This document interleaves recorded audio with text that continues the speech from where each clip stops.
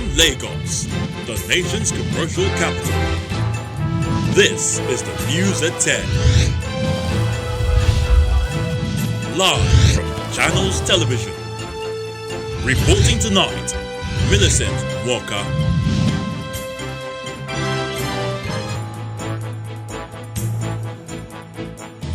Hello and welcome. Main opposition People's Democratic Party calls for thorough investigation into mass deaths in Kano. Party wants President Buhari to urgently visit the state. But the ruling APC thinks the PDP has a sinister motive.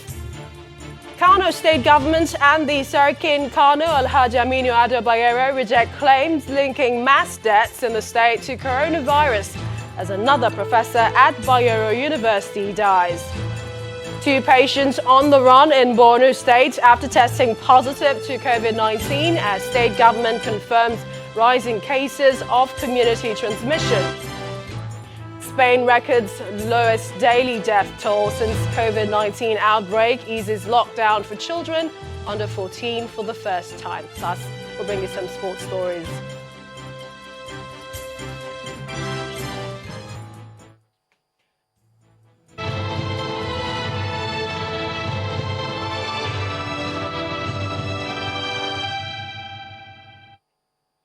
Now, the situation in Kano is really generating concerns as the unexplained deaths in the state continues to generate public outcry. Today, Nigeria's main opposition political party, the People's Democratic Party, PDP, demanded an immediate investigation into the deaths and wants President Muhammadu Buhari to visit the state as a matter of urgency. The party is concerned that in a state where no fewer than 640 citizens have reportedly died under mysterious circumstances in the last 1 week, little has been done by the state government by way of providing answers and solutions. The party says emphatically that the deaths should not be taken lightly, especially coming at a time the nation is battling the COVID-19 pandemic. It wants Nigerians to hold Governor Ganduje and his APC administration responsible for the development in Kano State. In the meantime, the ruling All Progressives Congress APC is not pleased with the comments from the People's Democratic Party as it alleges that it is all in an attempt, to rubbish the efforts of the president's government in tackling the COVID-19 scourge. The party says the latest accusation by the PDP that the APC-led government has not lived up to its responsibility of protecting the people of Kano State against the backdrop of some deaths recorded there is untrue. The APC also believes that the PDP has this rare opportunity to stand up to be counted by making positive contributions to end the scourge, but chose to politicize coronavirus cases and deaths, particularly in Kano State. It concludes that no single country, including the advanced nations, boasts of adequate capacity to respond at once to this pandemic, and that the current government has not been found wanting in protecting the lives of all Nigerians. Well, after failing to confirm the number of deaths in Kano after it went viral, the state government today acknowledged that the state is actually in a dire situation. Now, the state government in a statement said the cause of deaths is still unknown and that the State Ministry of Health is conducting a thorough investigation into the cause of deaths, insisting that they are not related to COVID-19. The statement adds that reports from the State Ministry of Health shows that most of the deaths were caused by complications arising from hypertension, diabetes, meningitis, and acute malaria. It further stated that Governor Abdullahi Ganduje is earnestly waiting for the final report from the state's Ministry of Health so as to take necessary action. Well, less than 24 hours after the death of over 10 prominent persons in Kano State was announced on Saturday, the ancient city has recorded yet another death of a professor of mass communication at the Bayero University, Mr. Balarabe Maikaba. The details of his death are still sketchy, especially as it is coming at a time when Kano has been under the spotlight over reports of unexplained deaths. Channels Television, however, gathered that the professor had underlying health issues, but his death cannot be linked to COVID-19 for now. In the meantime, the Sarkin Kano Alhaji Aminu Ado Bayero says the information reaching him confirms that the recent report of mass death in Kano has nothing to do with COVID-19. The traditional ruler, who spoke at a news conference in Hausa language, explains that it is now imperative for residents to remain indoors until the outbreak is contained. He also asked parents or the community leaders to ensure that their communities are protected by ensuring that people adhere to social distancing and other medical advices.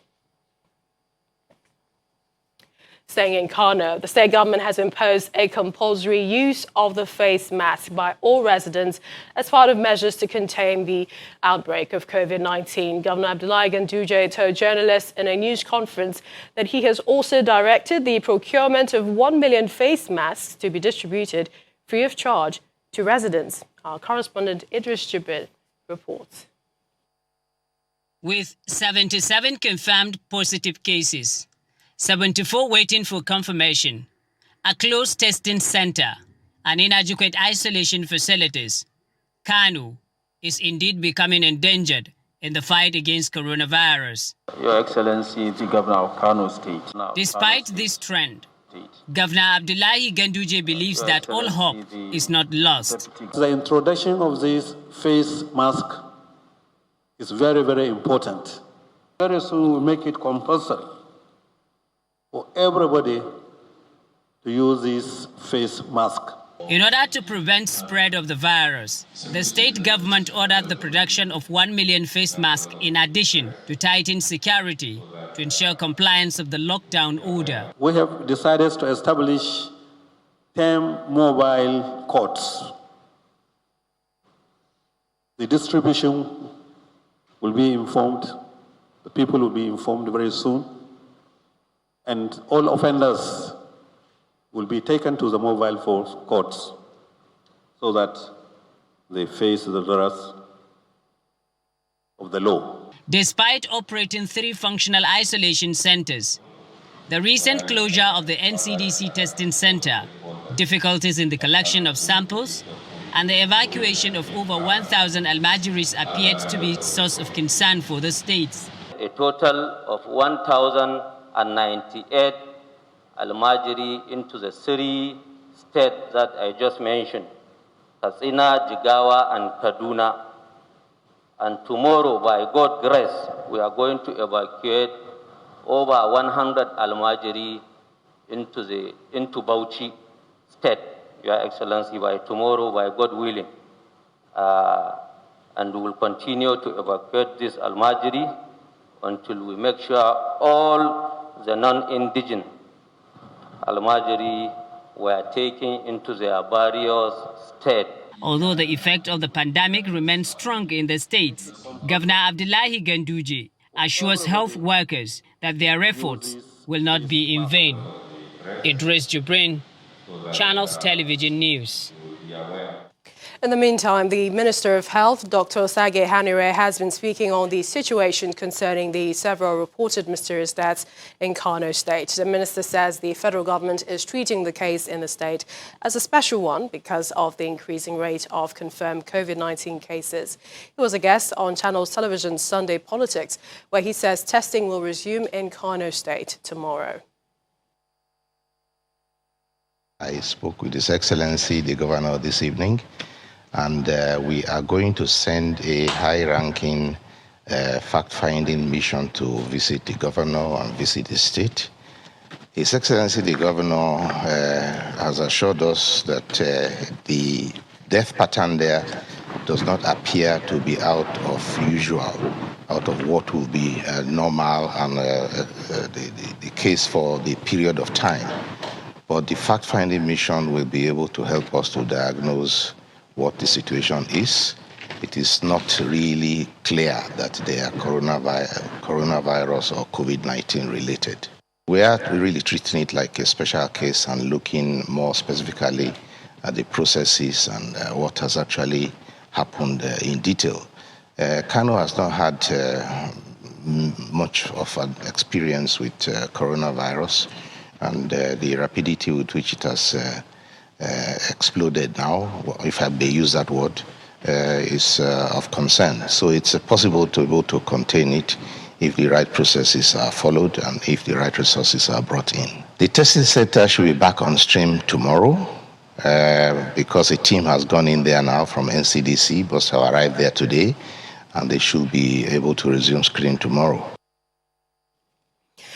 And Nigeria's Center for Disease Control, NCDC, says it is desperately looking for more extraction kits as it scales up testing for COVID-19. The Director General, Mr. Chikwe Ihekweazu, was speaking in Abuja today, says the ribonucleic acid kits is a critical component to identify and test for the presence of a virus. This request is coming as the NCDC hopes to work with donors, partners and the private sector to rapidly scale testing capacity to every state in the country. The Ministry of Health had also raised concerns over global shortages of diagnostic kits and laboratory consumables and how it increasingly impacts the optimal functionality of the laboratory system in Nigeria. We want to increase the number of tests possible in a few centers with a lot of states with a lot of cases. So we're solving for many things at the same time. Everybody is working very hard to solve this problem because we know that testing really is the bottleneck at the moment into increasing the number of people that we can afford care. But it's a complex process. There are no easy solutions. I can see that some people are already procuring rapid diagnostic test kits. They don't work, as far as we know.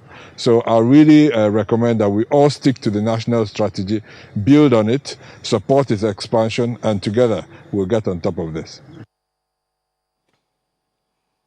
And it's a lot of unanswered questions coming from Kano. That's where our discussion right now is going to. Joining us on the news at 10 to discuss the situation there is the coordinator of the Kano State COVID-19 Rapid Response Unit, Mr. Tijani Hussaini. He joins us from our Kano studio. Thank you so much for joining us on the news at 10.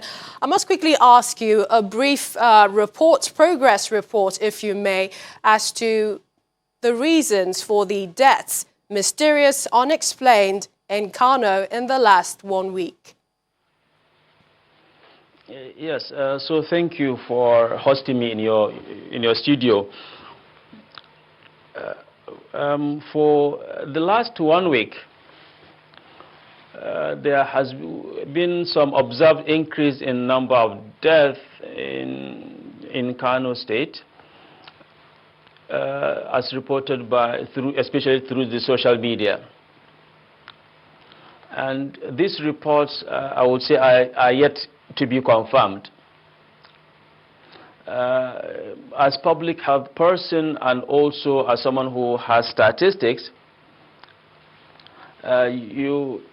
it's hardly for you to say that the cases you are seeing are rising or falling, but because you do not have a baseline.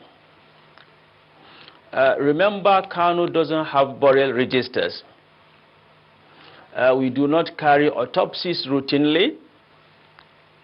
So attributing the death to COVID will be preemptive, and also we might be comparing oranges and apples. So maybe the question is... However, we have not taken this lightly. We have instituted, as I'm speaking with you, our team is already on ground trying to go to the bottom of this death and ensure that we have done the proper analysis. And we are making this process of investigation transparent as possible. All right, Mr. We are Hussaini, collaborating with our partners. Yes. I must quickly ask you, because a lot of people need to know, they're trying to find answers, and this is as we're fighting a pandemic. You heard the Minister of Health who said the way it's spread rapidly in Kano is also worrisome. So if we're looking at moving forward, how soon can that investigation be concluded, and how do you plan to manage the COVID-19 pandemic in Kano? Within this week, this result will be out and we'll make it public. And we ensure that we link all death in Kano back to communities where they come from and see how we take samples and we do active case search. It is only when we do that then we ensure that everybody is covered and we get everybody tested. And remember that the testing now is actually being done in Aminu Kano Teaching Hospital, and the facility now has shut down. The testing facility has shut down. And this facility is being supported through the NCDC structure. So the samples we are taking, we have to transport them to Abuja to get them tested, and this takes time for us to get results. However, we are working with our partners to ensure that we increase testing capacity in Kano. And even this evening, I was in discussion with some of our partners to see how we are going to set up other processes, ensure that we increase our testing capacity. All right. Many thanks, but perhaps it's also good news because the Minister of Health has confirmed about 2 laboratories to begin tomorrow testing capacity for COVID-19. We appreciate your time. The coordinator, Kano State COVID-19 Rapid Response Unit, Mr. Tijani Hussaini. Thank you for joining us. Thank you.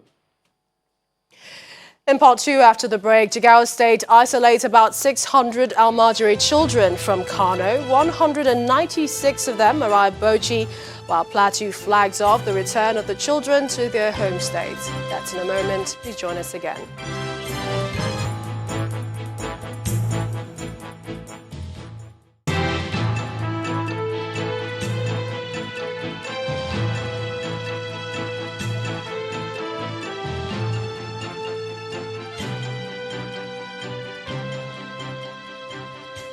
Welcome back. If you just joined us, you're watching the news at 10 live on Channels Television Lagos. A reminder of our top stories. Main opposition People's Democratic Party calls for a thorough investigation into mass deaths in Kano. Party wants President Muhammadu Buhari to urgently visit the state, but the ruling APC thinks the PDP has a sinister motive. Kano State Government and the Sir-King Kano reject claims linking mass deaths in the state to coronavirus as another professor at Bayero University dies. 2 patients on the run in Borno State after testing positive to COVID-19. A state government confirms rising cases of community transmission. Spain records lowest daily death toll since coronavirus outbreak, eases lockdown for children under 14 for the first time.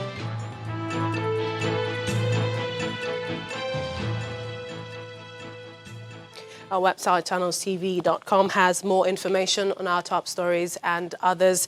Subscribe and watch Channels Television's live stream on YouTube, other social media platforms using your mobile device browser, or download the Channels TV app for Android, iOS devices from their respective stores. You can also watch us via your smart TV platforms, Apple TV, Android TV, Fire, and Roku TV. 2 persons who were confirmed positive to COVID-19 in Borno State are now on the run. The patients, a 24-year-old Kaka Hassan male and 42-year-old woman Hawa Mohammed, both took to their heels after confirming their COVID-19 status. The State Commissioner for Health and Secretary to the state's high-powered COVID-19 team, Dr. Salisu Kayabura, who confirmed the incident, raises concern over the spread of community transmission. He also announced that henceforth only residents with face masks will be allowed into markets across the state. Osun State has recorded its first 2 deaths from COVID-19. The state governor, Gboyega Oyetola, announced this a while ago while giving update on the COVID-19 situation in the state. According to him, the 2 victims had underlying ailments which also came to bear as they were being treated for COVID-19. So far, Osun State has 32 confirmed cases of the virus, 14 of them still active, 18 have been discharged after testing negative to the virus. We have 12 new cases in the state. Sadly, 2 of the cases are dead. Of the 12 cases, 6 are returnees from Benin Republic, 2 from Lagos, 1 from Ibadan. And the remaining 3 are members of our health workers. I want to use this opportunity to appeal to our residents to stop encouraging families and friends from outside the state to return home. Doing so will further endanger the lives of those in the state.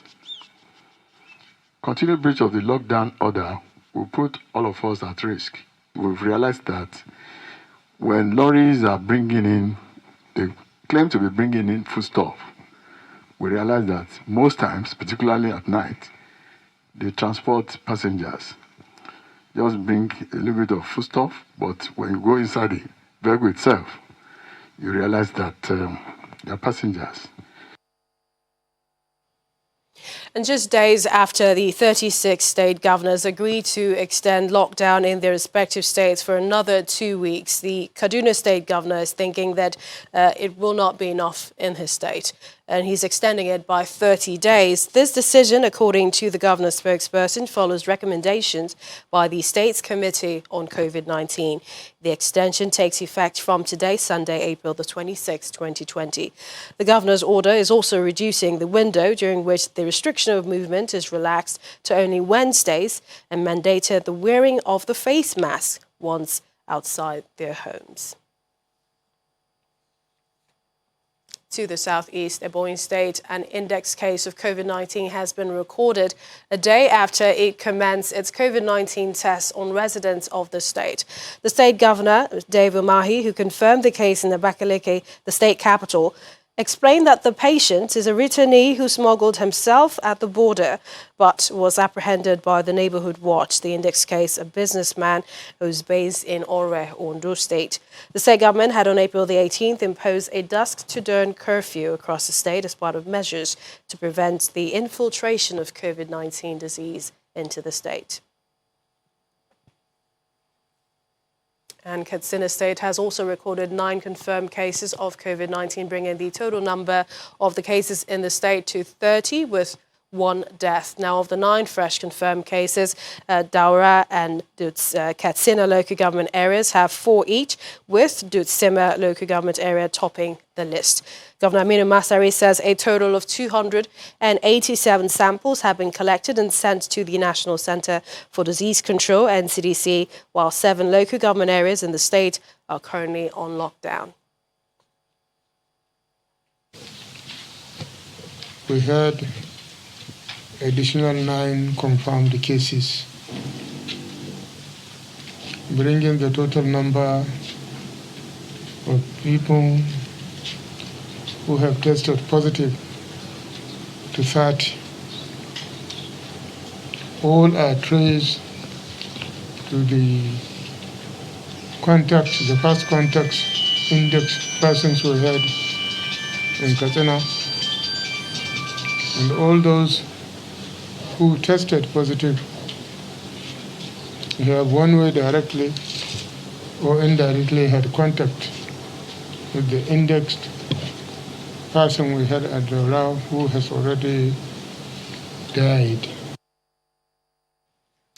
To Zamfara State, where 25 people who made contact with the first 2 cases of COVID-19 are being traced by the state government.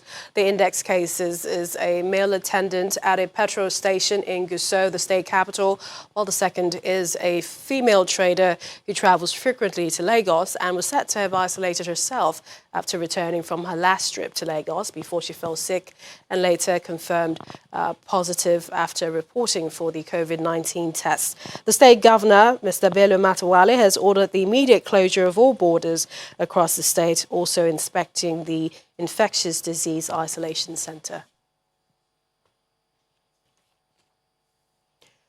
Restricting movements, especially those who could be susceptible to COVID-19 and its spread, is fast becoming a strategy being adopted by state governments. Recently, the Kano state government evicted over 500 Almajiri children and sent them to Jigawa State. This next report brings you details of those children who have now been received by the Jigawa state government and are undergoing isolation. The fate that has befallen these young lads is one that has disrupted their lifestyle and sense of livelihood. Packed in these buses, these are Almajiri children who have been evicted from Kano State as part of measures by the state government to curtail COVID-19 spread. About 600 of them have been brought to the NYSC camp here in Kiawa, Jigawa, and they will be here for 14 days before allowing them join their parents and family. The essence of keeping them here is they were moved from Kano. And you know Kano is is one of the states that is the third state, I think, in the country with the largest number of COVID-19 cases. And you know the Almajiris, they move from house to house within the community. So there is high chance that, one of them could pick the ailment. And aside that also, they intermingled in Kano before coming here. So we decided to quarantine them for about 14 days. If any of them test positive to the virus, this multipurpose hall, being converted to an isolation center, will serve as the treatment unit. With this pandemic, putting together all the children in one place and taking them down, we might be risking the children and probably potentially their parents when they go there. So at this time, I don't have that intention.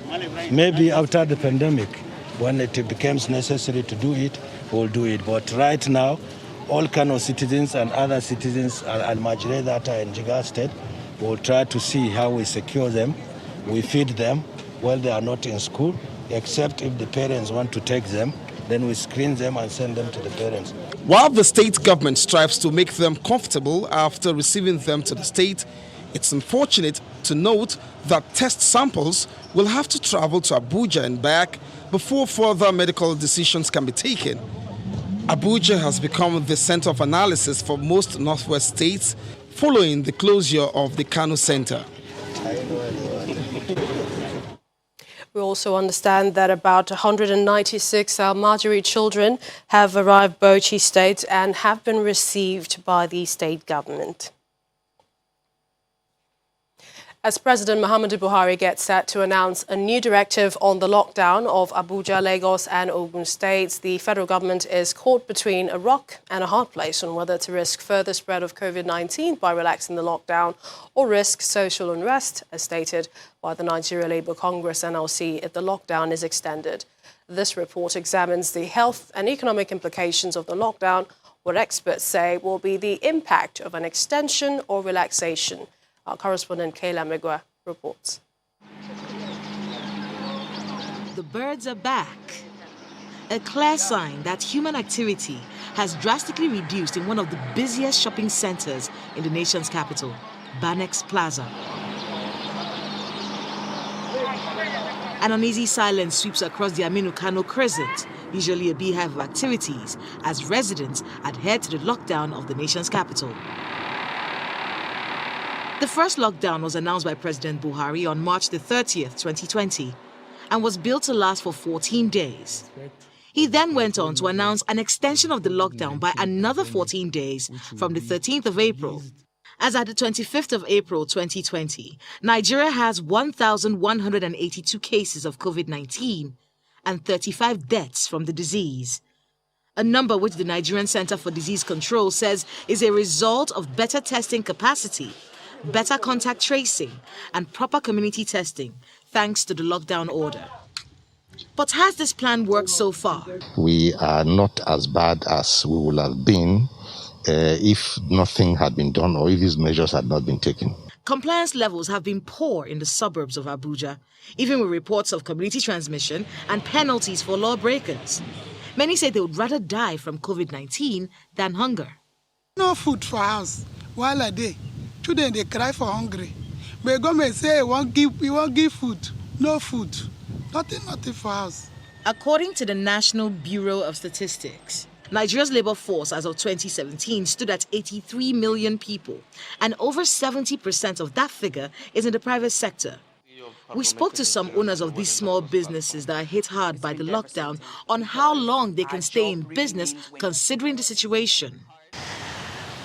I think just one or two more, and then I would probably be on the road in an afro screaming, but well, we'll see how it goes. If it goes beyond 6 months, I think we might be forced to to work to work on alternatives. We can hold on for 2 months, but anything after that would have to lay off some staff. Does Nigeria's government have to choose between health and the economy, or can they have both during this pandemic? As much as the lockdown has achieved some result, it will not just make a complete economic sense for us to continue 100% lockdown as we have it now. I would recommend to government to copy German example, to copy Ghana example by reopening the economy gradually. I'm not saying we should start congregating. So congregation and organization that don't have more than 20 people or 10 people with the right measure. President Buhari had stated earlier that the decision on whether a lockdown will be extended or not rests in the hands of health experts, and he's been briefed on the situation. The next few hours will be crucial as Nigerians await the announcement by the president. Kayla Magwa, Channels Television News. When the news at 10 returns, we have our Channels Television data analyst to share more insights on the lockdown. Plus, Federal Capital Territory Mobile Court sentences 5 Muslim and Christian clerics for flouting lockdown directive. Please join us again.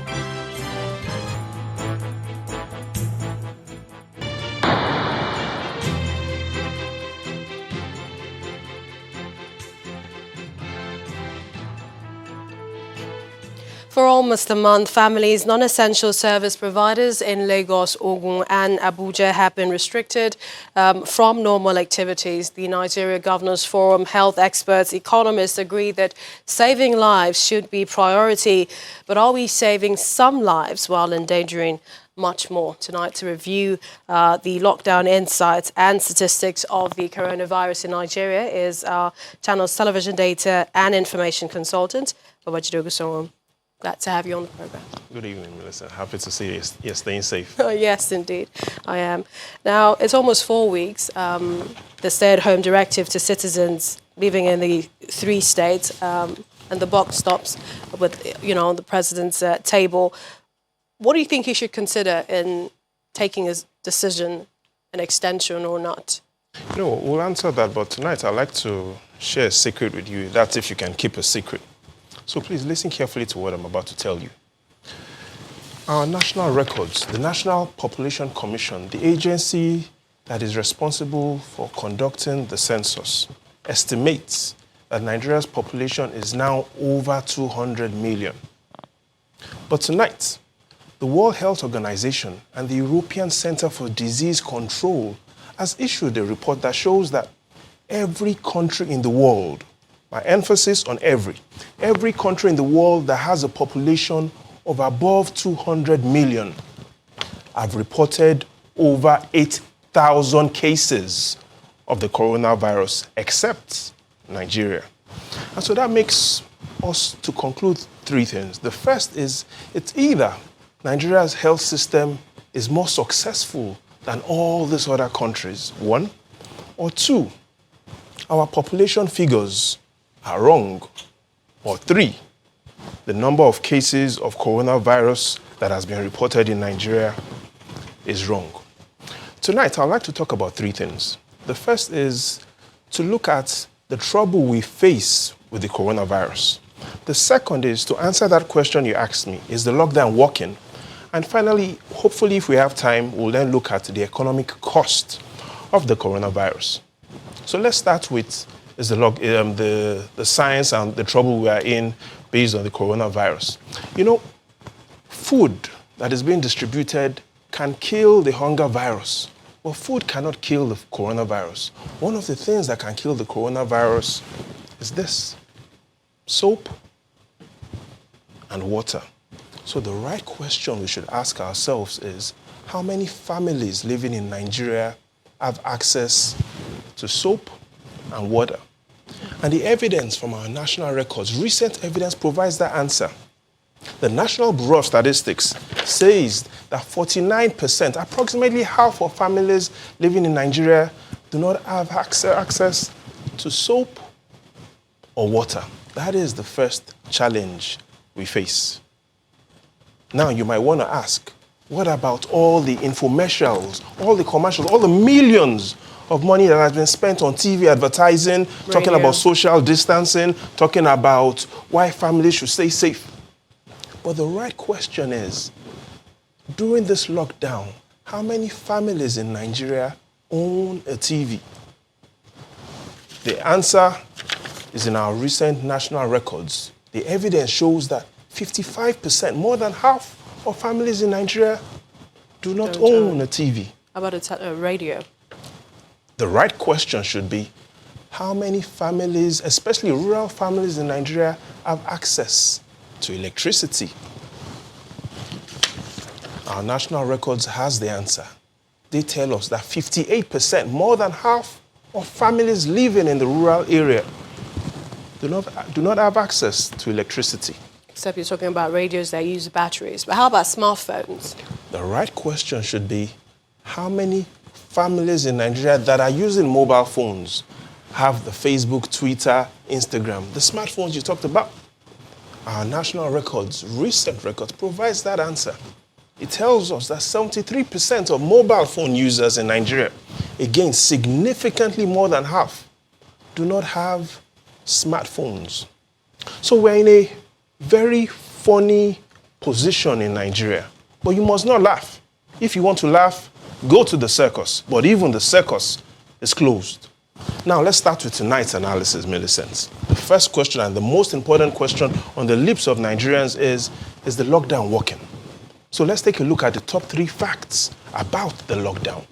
I wouldn't answer it, but based on these facts, I'm sure you will have the answer.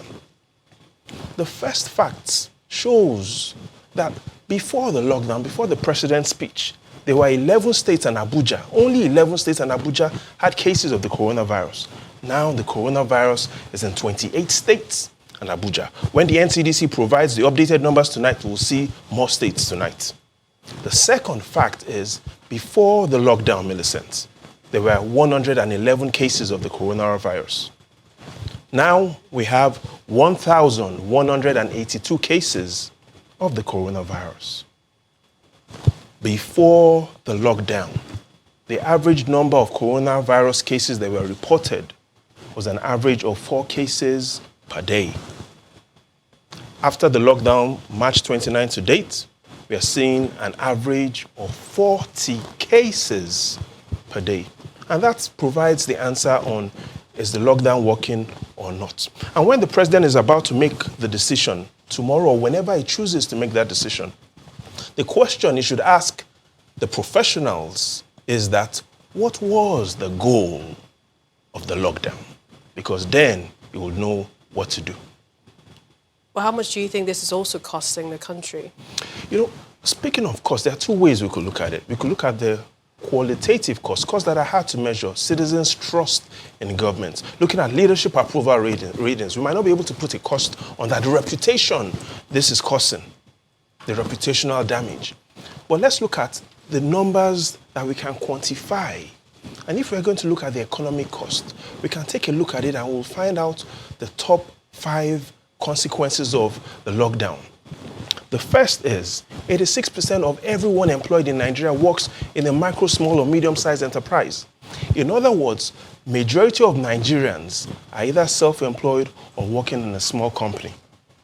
The second fact shows that in this lockdown, yes, we have 100 million Nigerians who are poor, but there are only 42 million BVNs. In other words, most of those that are poor do not go and do not use the bank.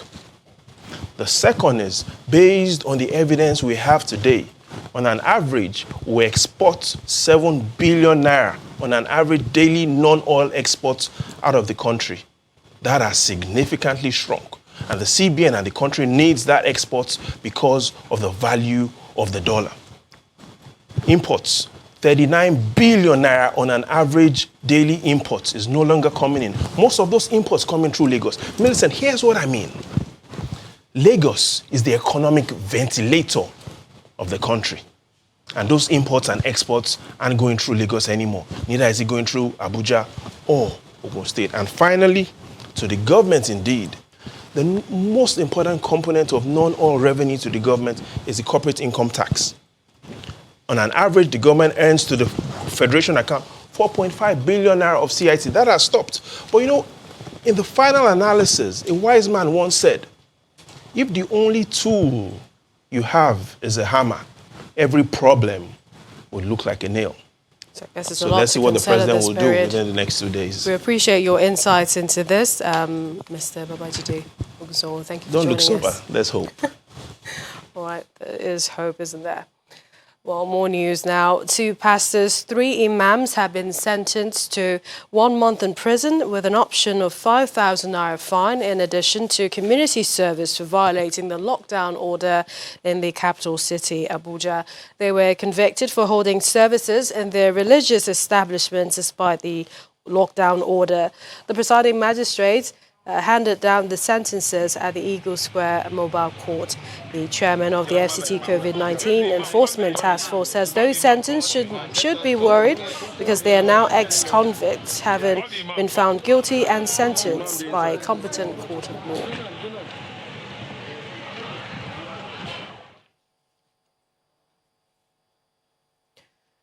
Now, one of the 4 suspects arraigned in court in connection with the murder of the daughter of the national leader of Afenifere, Reuben Fashoranti, has tested positive to COVID-19.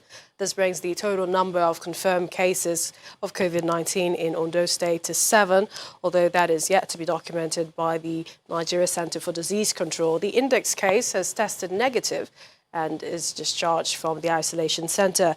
In the meantime, a man suspected to be positive for coronavirus, said to have earlier escaped, has been found.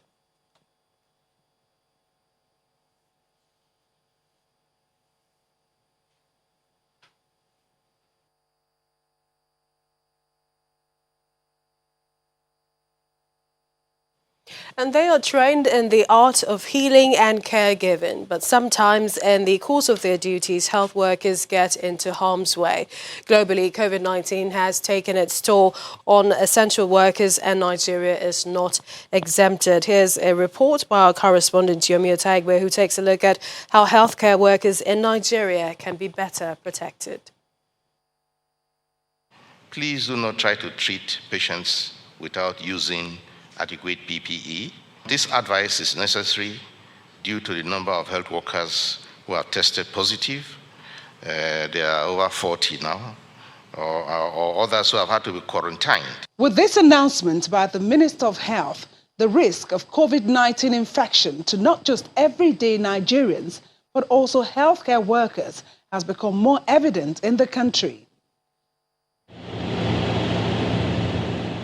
Exposure to COVID-19 patients at treatment centers and infections occurring in some laboratories, as in the case of the COVID-19 Diagnostic Center in Kano State, are some of the reasons frontline health workers inadvertently step into COVID-19's path.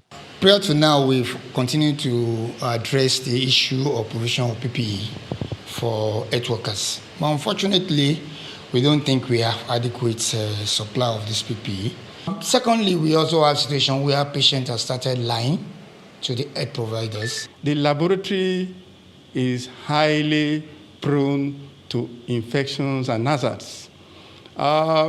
Infections because there are a lot of samples that are collected from patients and from suspects or suspected cases of infections. When it comes to healthcare workers being infected with COVID-19, Nigeria is not in isolation. The World Health Organization estimates that in some countries, 1 in 10 health workers is infected with coronavirus. With a ratio of about 2 healthcare workers to 1,000 patients in Nigeria, a country of over 200 million people, the need to protect these frontline soldiers from further becoming COVID-19 patients is imperative. Work surfaces, the benches and the instruments should be disinfected using appropriate disinfectant. All laboratory professionals must be aware of the proper donning and doffing, the proper wearing and removal of personal protective equipment. It's very important. Besides access to adequate PPEs, provision of life insurance, trainings on infection prevention and control, and improved welfare packages, doctors, nurses, pharmacists, medical lab scientists, paramedics, and other caregivers, backed up by ancillary staff, on the front lines of COVID-19 need psychological support in order to better fight this invincible disease. Yomi Otaibe, Channels Television News. And the main news again. Main opposition People's Democratic Party today called for thorough investigation into the mass deaths in Kano. The party also asked President Muhammadu Buhari to urgently visit the state. The APC replied, thinks PDP has sinister motive. And that's news at 10 tonight. Many thanks for watching. I'm Millicent Walker. Have a good night, a safe week ahead.